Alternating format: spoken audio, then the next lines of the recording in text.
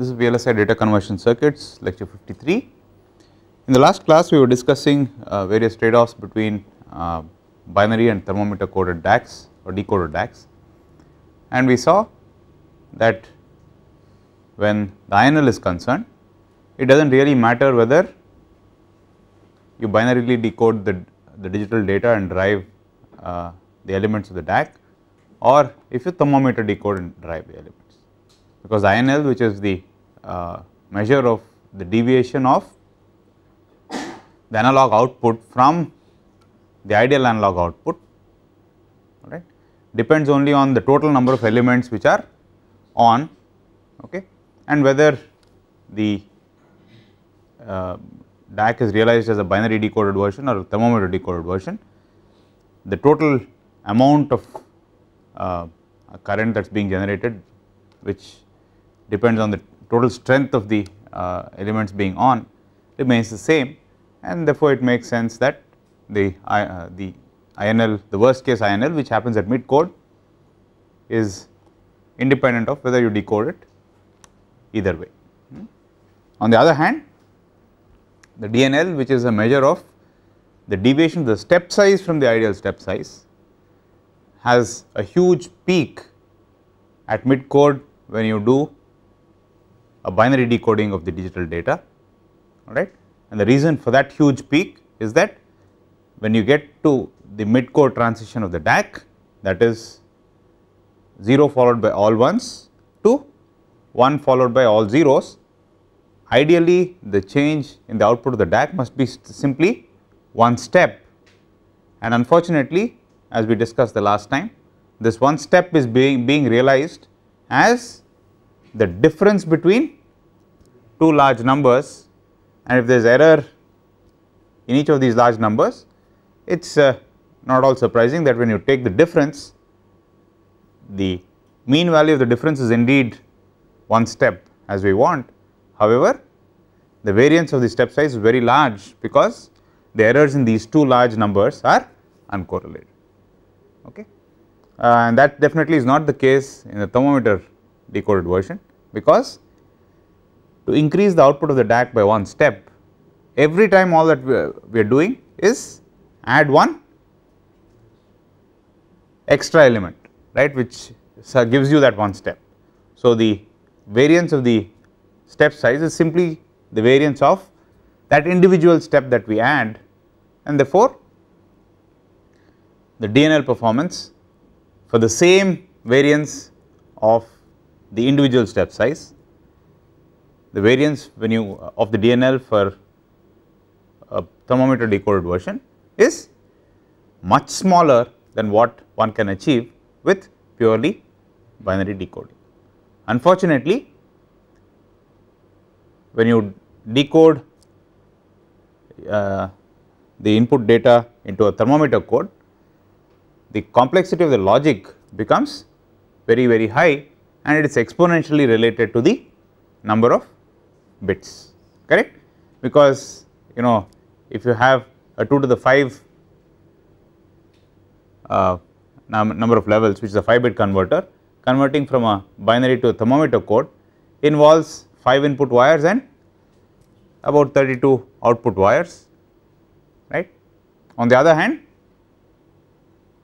if you have a 10-bit converter, you have 10 input lines and 1024 output lines. So, you can see that the complexity of the decoding logic grows exponentially, right.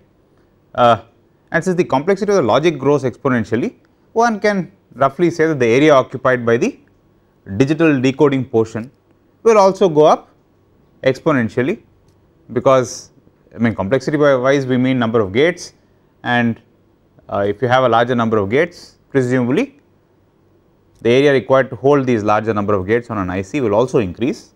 Therefore, the area is exponentially related to the number of bits. Then we are wondering if there is not a middle path between one extreme where we have binary decoding, which will make the decoder very easy, and the matching requirements on the elements very hard, right. On the other extreme, we have the thermometer decoding, where the decoding becomes very hard and the matching requirements on the elements is quite relaxed. Okay. So, it is clear that if we kind of walk in the middle where we decode part of the input word through a binary decoder and the rest of it through a thermometer decoder, then we most likely achieve complexity of the decoder which is manageable along with relaxed matching requirements on the individual elements of the DAC, right. So, let us continue where we left off. The example we were looking at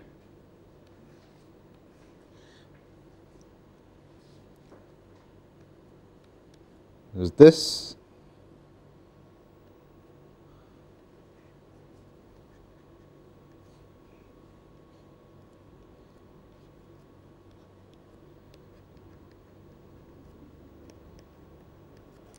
The RF is simply a resistor which converts voltage to current.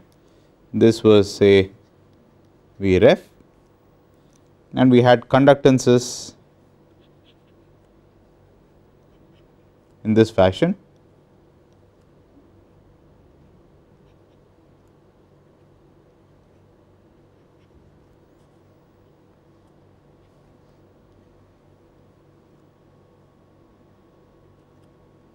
Each of them connected to ground and controlled by a bunch of switches. Now, in the all thermometer case, all these will have identical conductances and you will have roughly 2 to the, if n is the resolution of the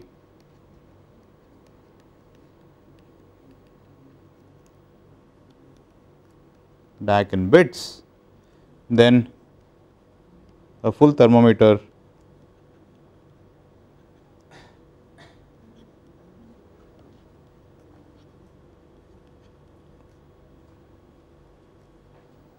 will have 2 to the n minus 1 elements. For large n, you can approximate this as 2 to the n elements, right. Now, let us say we want only to partially thermometer decode. The input digital word is of the form B0, B1, blah blah blah, BM, B m plus 1, blah blah blah, Bm. This part is decoded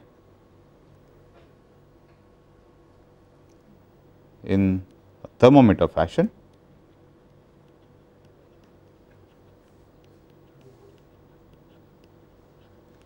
Whereas, so these are the Bn, these are binary decoded. The last time around we saw why it makes sense to decode the MSBs in a thermometer fashion rather than the LSBs. So, let us now try and figure out what the DNL is for this case, you understand. So, what are the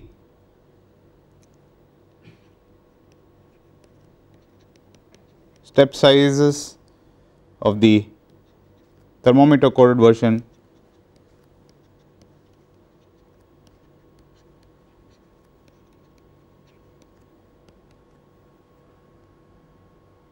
Let us assume each LSB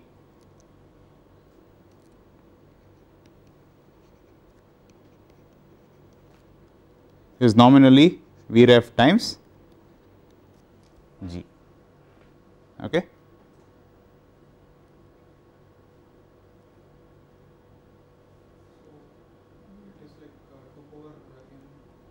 It should be G times Vref times 2 to the power m. Is that clear? See, this will be LSB times 1, this will be LSB times 2, this will be LSB raised to 2 to the m minus 1, right, which means that the LSB of the most significant portion of the digital word will be 2 to the m. Does it make sense? All right. Now, when do you think you will have the worst case DNL?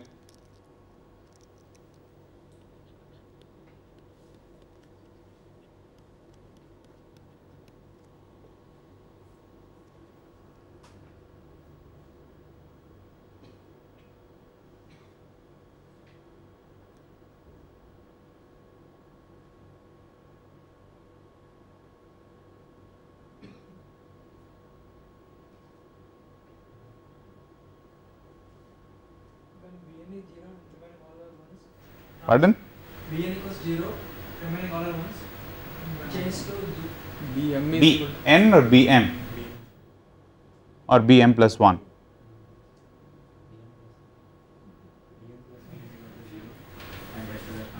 Okay. So, worst case DNL occurs when you have all zeros followed by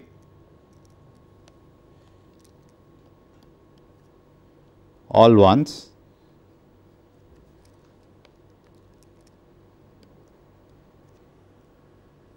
okay, and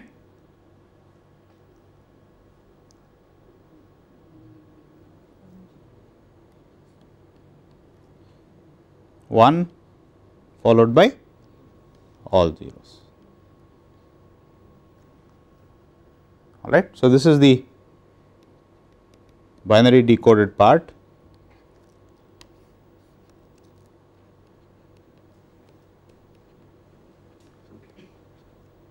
and this is the thermometer decoded part.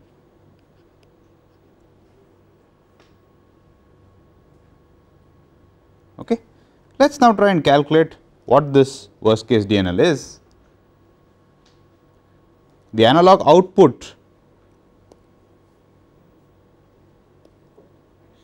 in this case should be G times Vref, which is the step size, multiplied by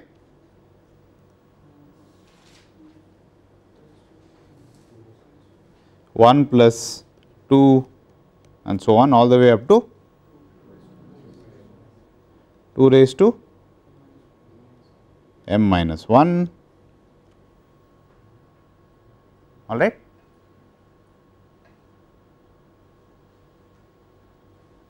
Plus the errors involved in each one of these individual conductances, which is E1 plus E2 plus and so on E2 to the m minus 1.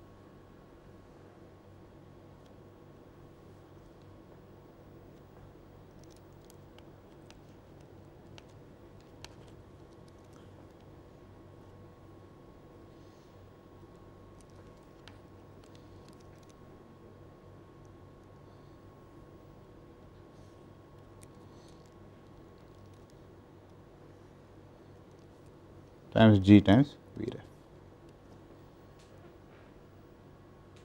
All right. On the other hand,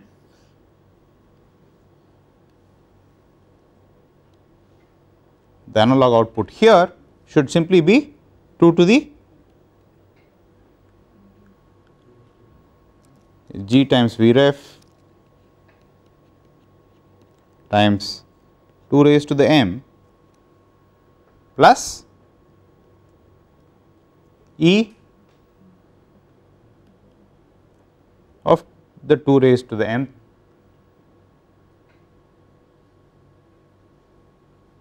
all right. Now, can you comment about these errors and these errors, are they correlated or are they not correlated? They are not, because they are different sets of current sources. These guys are coming from the binary code decoded version, these guys are coming from the thermometer DAC. So, there should be no correlation between the errors in the thermometer decoded portion and the binary decoded portion, they are coming from different elements. So, the step size therefore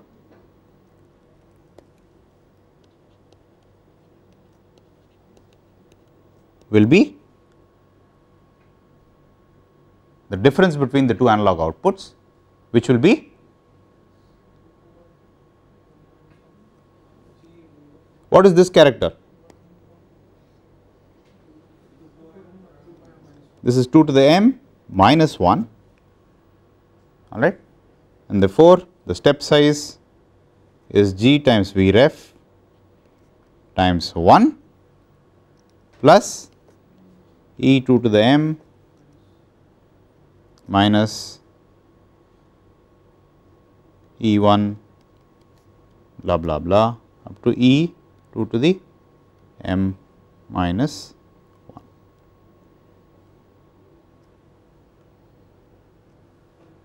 All right. So, the sigma DNL when normalized to the step size is simply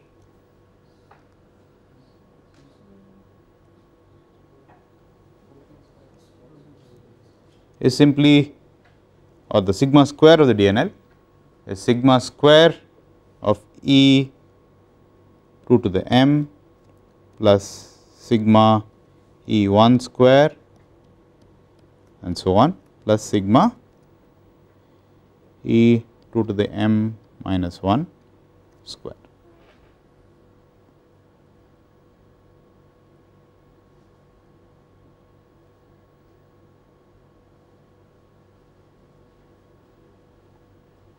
Does make sense? All right. Now, let us recall that sigma E 2 square is what in terms of sigma E 1 square?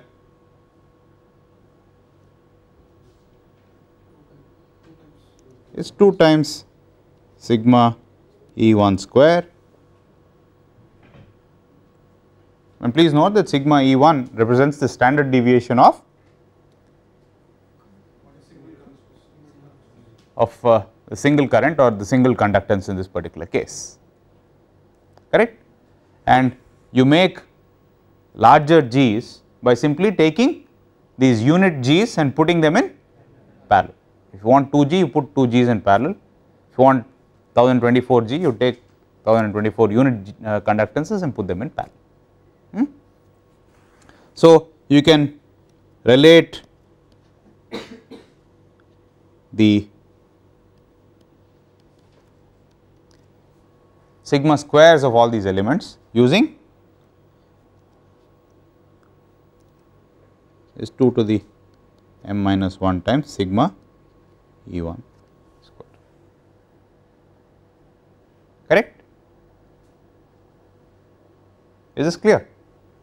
So, therefore, which means sigma DNL square is simply sigma E 1 square plus 2 sigma E 1 square and so on plus 4 sigma E 1 square and so on up to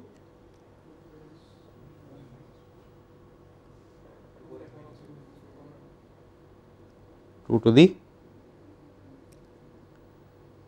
y 2 to the m minus 1.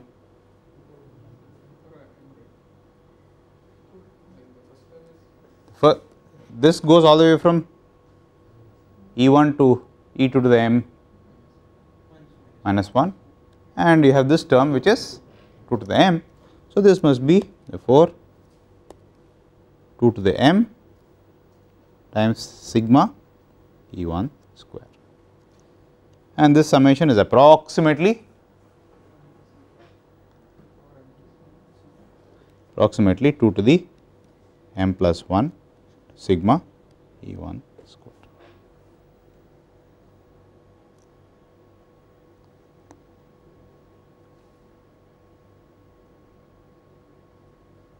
Okay. Strictly speaking, it is 2 to the m plus 1 minus 1. Okay. So, if you want to be hair splittingly accurate,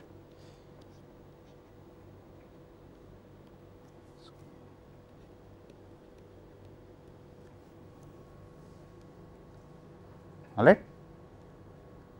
Please note that m stands for the number of bits being decoded in a binary fashion. Okay. All right. So, one sanity check is to make sure that for m equal to 0, you must get the variance of a single element, which is definitely what you are getting, is not it? Now, to achieve a certain DNL, please note that as designers, we are interested in finding what levels of matching one must have in the unit element, in this case that single conductance G. In other words, we are interested in what we should make sigma E1 in order to achieve a desired sigma DNL, right. That is the design problem. Is this clear?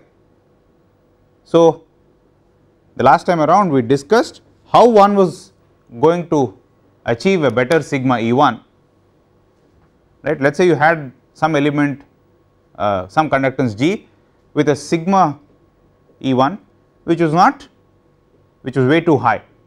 What could you do to improve sigma E1?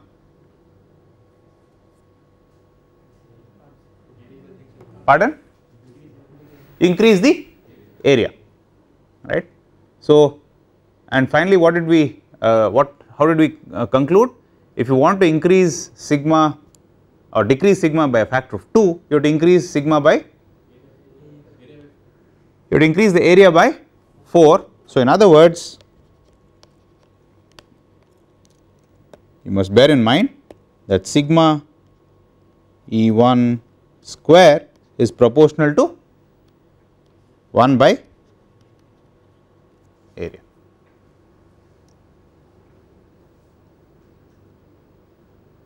All right. So, given a sigma DNL, what will we do? In other words, if sigma DNL is fixed from the specification, then if m is fixed for a given resolution, right, then we need to go and figure out what sigma E1 is, all right. And once we know what sigma E1 is, we can go and figure out how large we need to make the size of the unit conductance in this particular example in order to achieve that sigma E1, all right. We still have not figured out though how one is going to choose m, which is how we segment the DAC. Does this make sense? All right. So, sigma E1 square is proportional to 1 by area. So, that would mean that sigma DNL square is proportional to 2 to the m plus 1 minus 1 times 1 by area, and this 1 by area, okay, this area refers to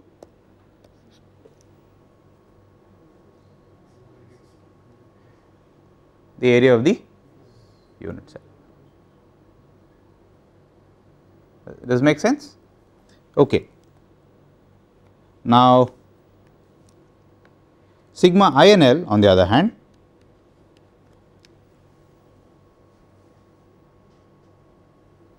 how does it depend on m?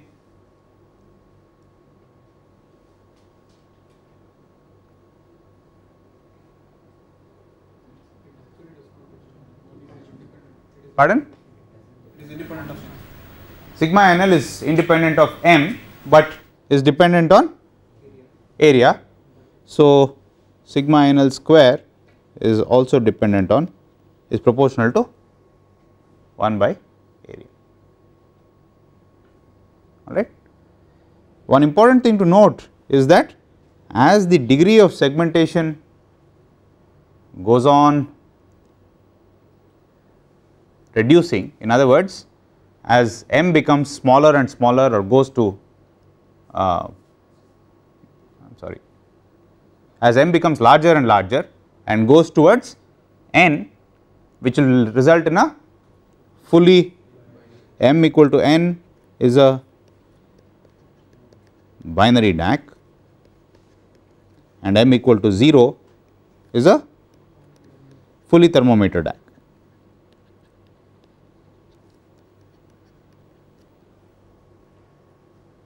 As the segmentation becomes 0, in other words, it is a fully binary DAC, we see that the sigma DNL square becomes very, very large, or equivalently the area of the unit element required to achieve a given sigma DNL becomes 2 to the m plus 1 approximately divided by the desired sigma square. You understand? So, let me put that down here. So, the area desired is proportional to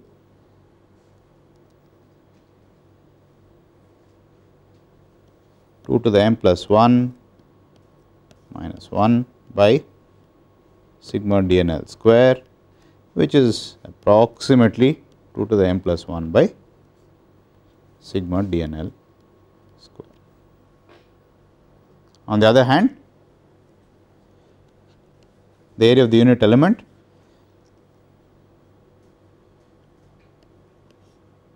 has no relationship with the desired sigma INL square.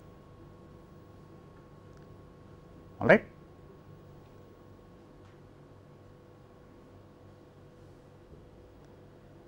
What are we trying to do now?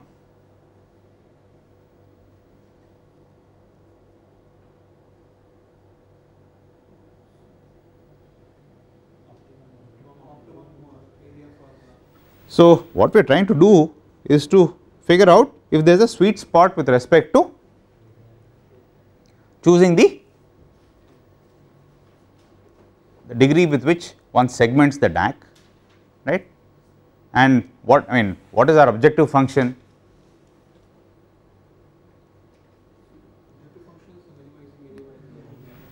Presumably the objective function is to try and make sure that the DAC occupies as little a space as possible to achieve a given sigma DNL and sigma INL, right. So, as far as the user of the DAC is concerned, he or she does not really care about what you do inside, as long as the specs are met, correct. And as far as DC performance is concerned, the specs would be the sigma DNL and the sigma INL, or in a more practical case, the worst case DNL and the worst case INL, and assuming everything is Gaussian and so on, the worst case DNL and INL can be related to the sigma DNL and sigma INL, right, which means that you can always take the spec from which you can figure out what sigma DNL and what sigma INL you need to hit. Now, given the sigma DNL and sigma INL, I need to figure out what choice of segmentation will result in a DAC with the least amount of area. Why do I even believe that there is an optimum?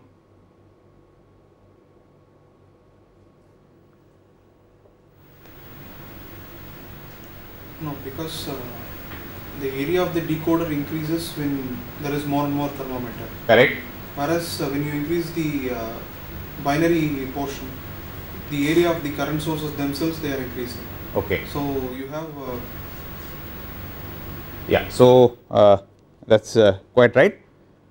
We believe that there will be a sweet spot, because if we choose a completely binary architecture, the area of the current sources becomes very large, right, because as we just saw, the area of the unit element is proportional to 2 to the m plus 1, all right. On the other hand, the area in total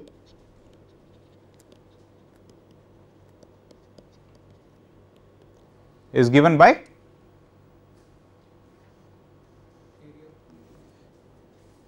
the total area of the unit elements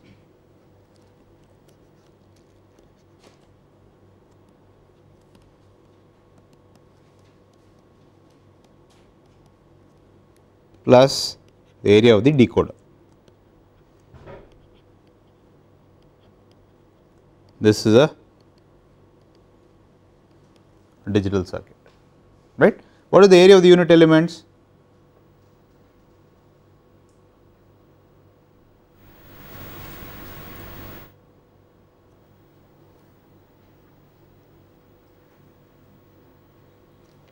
How many unit elements are there? In an n bit DAC, how many unit elements will be there? So 2 power n times the area, where this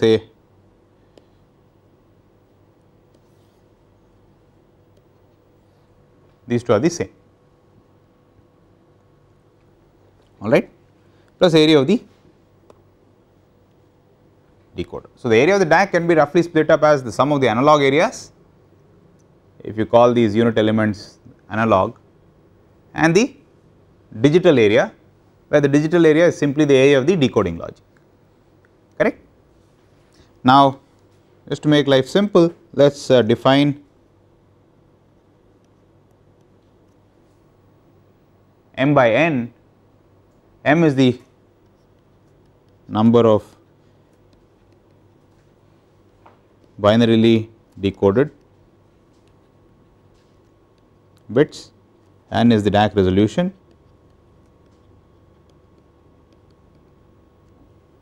so if you want to call 100% segmentation as a fully thermometer DAC, then the percentage segmentation must be defined as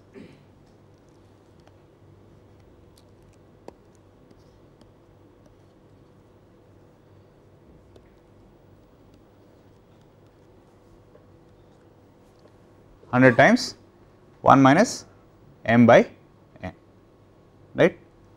So if m equal to n, you have 0% segmentation,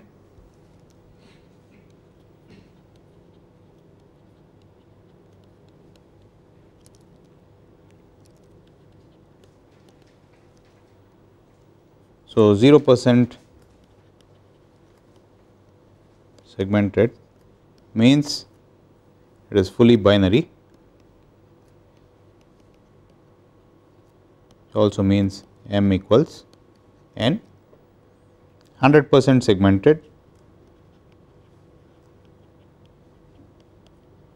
means that this is fully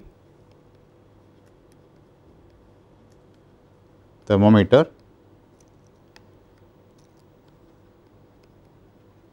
which means m equal to 0.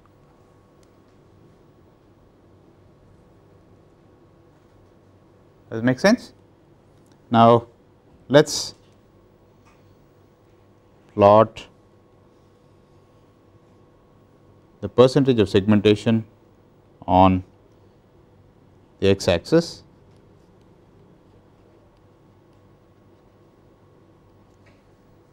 This is 0% and this is 100%. Okay. So this corresponds to a binary DAC, this corresponds to a thermometer.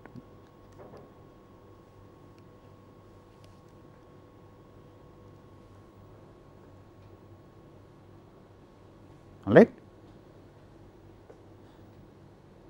So, to achieve a given sigma INL, right, let us plot the area of the unit element which also is the analog area to within a constant. Please note that for a given resolution this 2 to the n is a constant. So, the area of the unit element multiplied by some constant number gives you the total analog area. So, to achieve a given INL,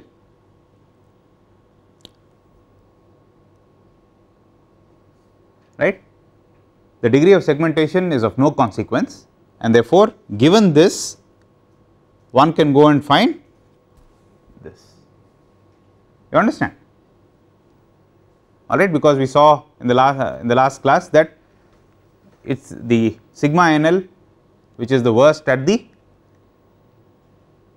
largest at the mid chord, right, depending on whether you do end point INL or if you do best fit, the constant of proportionality will change, but it will roughly be of the form square root of 2 to the, that sigma will be sigma of the unit element times square root of 2 to the n by 2, okay. And depending, as I said last time around, it will depend on whether you do end point or best fit or something, but whether you do I mean if you define it consistently the same way, this is independent of the segmentation. Therefore, regardless of the segmentation, the line, the area required to achieve a given sigma INL remains constant, right. So, let us say, let us simply for argument's sake say this corresponds to a sigma INL of say I do not know 0.1 LSB.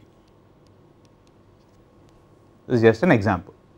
In other words, in order to achieve a sigma INL of 0.1 LSB, this is the amount of area required for the unit element, which also is equivalent to saying this is the analog area required for all these elements in the DAC, because the analog area is simply the area of unit element multiplied by 2 to the n, correct.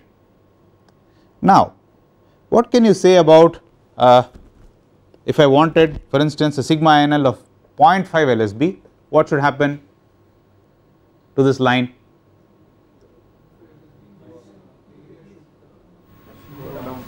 The line should go down or go up? Go down. If I want sigma INL of what did I say? 0.5 I said, okay, 0.05 LSB is what I meant. So, if I want a sigma INL of 0.05 LSB, the area must go up by a factor of 4. If I want the sigma INL to go down by a further factor of 2, it should go up from this line by a factor of 16, right. So, in other words, a linear decrease in the INL should cause an exponential increase in the area, right.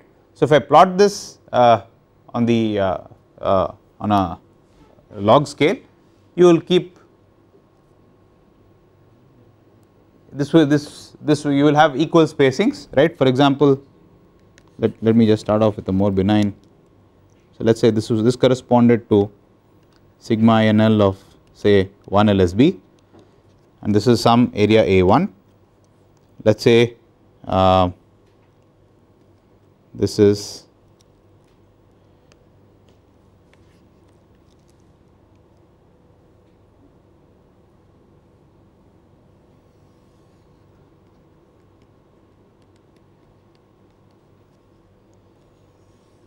this will correspond to a sigma INL of half LSB.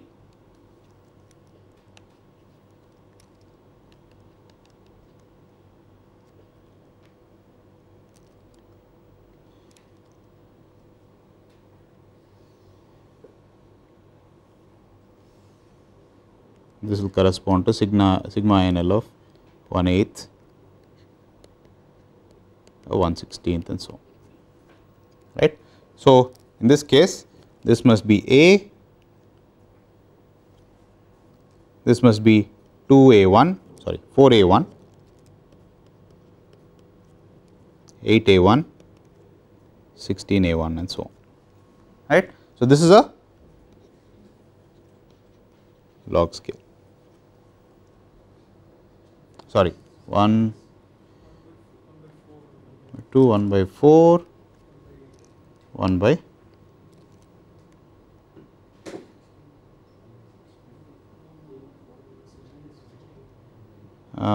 if I divide by,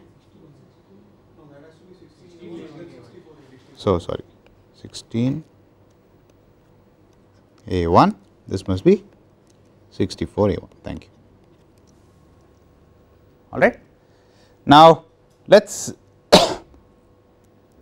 see what happens to the DNL. Clearly, to achieve a given sigma DNL, the area must be a function of the percentage segmentation, correct. So, for a given sigma DNL, if I had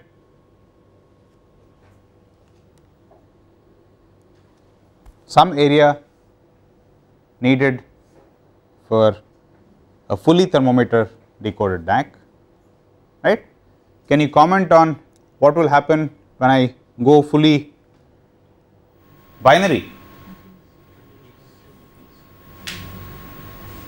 In other words, this represents the area needed for the unit element to achieve a given sigma DNL, all right, when the DAC is fully thermometer decoded. Okay. Now, can you comment on what happens when the same DAC is realized as a fully binary decoded version? What would the area be required be? It will increase, and it will increase exponentially because it is proportional to 2 to the m plus 1 minus 1, which is approximately 2 to the m plus 1, m equal to n when you want a fully binary DAC. So, you can expect the, I am going to now erase off all these lines. Only thing you need to bear in mind is that this is a log scale, correct. Since the y is a log scale, right, and the x is, I mean linear in m, okay, it follows that this line will be a straight line.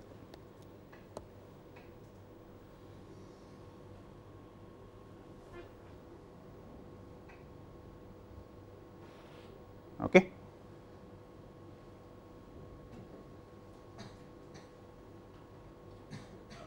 Does it make sense?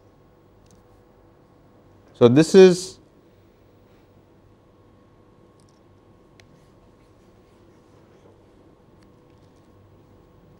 the area required for a given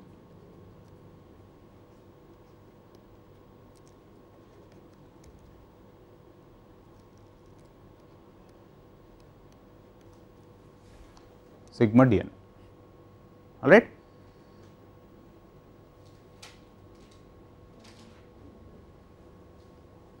You understand?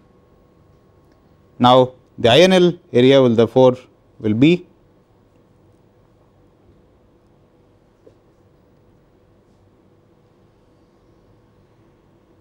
something like this, right.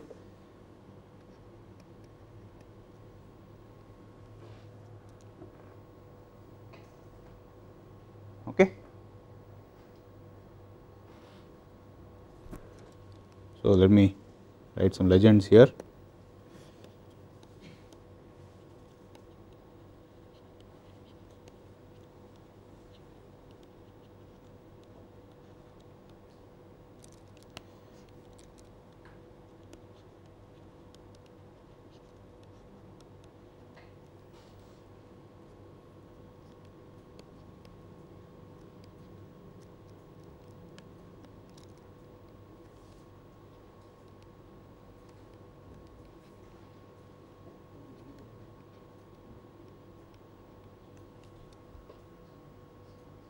alright.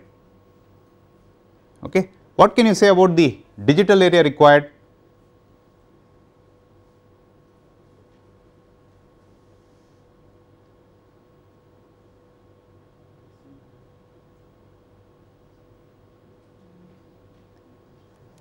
The digital area is exponentially dependent on the number of thermometer bits, which means that this is also exponentially proportional to m, okay, which means that how will that look like? It will be a straight line going up, okay. Now you need some area, minimum area for a binary decoded DAC, and let us say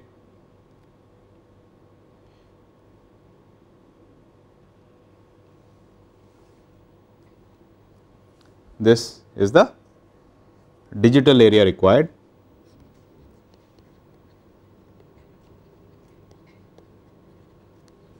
which is also exponentially proportional to whatever n minus m. M is the number of bits decoded binarily. So, n minus m is the number of bits decoded in a thermometer fashion. The size of the digital logic is proportional to the number of bits decoded in the thermometer fashion, assuming that the binary portion is nothing, right, that part does not take an area. The total area therefore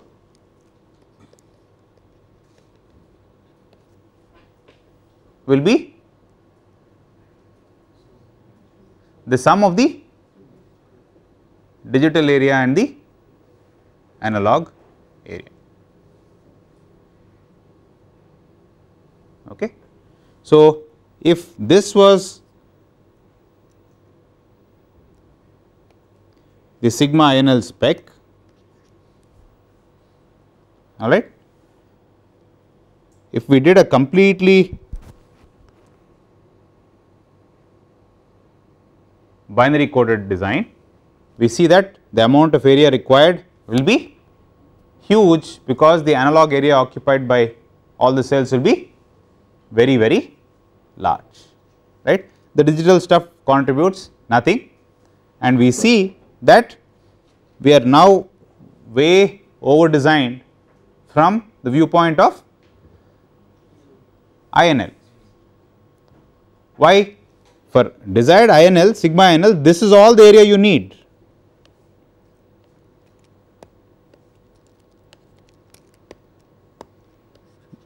This is all the area you need to achieve the desired sigma INL. However, we have that area for the unit cell, and the reason why we needed to have that much of an area for the unit cell was because we needed to hit the sigma DNL. Is this clear? Okay. Alright, then we say, okay, I am going to start segmenting, and as I keep moving from here to the right, we see that the area needed to achieve the sigma DNL keeps reducing, right. At some point it will intersect the area needed to achieve the given sigma INL, alright. And if I attempt to segment it further, what happens? The sigma DNL reduces, but the you will, if I chose this area for instance, I am okay as far as sigma DNL is concerned. However, sigma INL becomes a problem. So, what should I do? I should not fall below the red line. So, what I would do would be to keep increasing the segmentation until I hit the sigma INL line, and beyond that the total area is basically this plus the digital area which is going up exponentially. Please realize that this is a, I mean this is a log scale, right. So, there is a gentle maximum, I mean if you look at the total area, it is probably something like that, alright. And this line, the position of this line depends on details of the technology and such, alright, because if within quotes the logic is, you know, let us assume that is very very small, then this line will move parallelly down, which means that basically if the logic is very very small, it means that the decoding is free, in which case you would do, if the decoding logic was magically, it was possible to make it 0 area, then what kind of segmentation would you choose? Then you would choose 100% thermometer, right. So, the relative position of this line is a function of process and so on, and feature size and this kind of stuff, but you can see that for a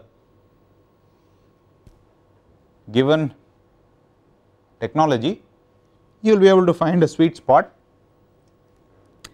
Around here there is hardly any difference between whatever degree of segmentation you choose, because this is exponentially falling down, correct. So, even though it is true that the area here is slightly greater than the area here, that difference will be only very very small, but the difference in performance will be, I mean performance here versus performance here, can you comment?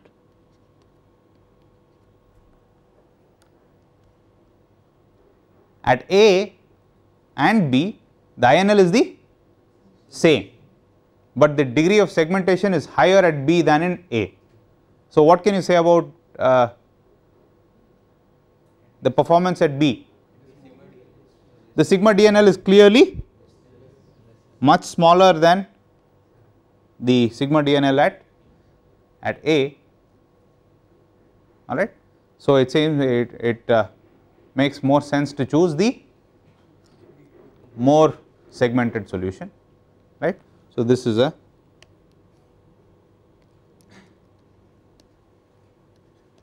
optimal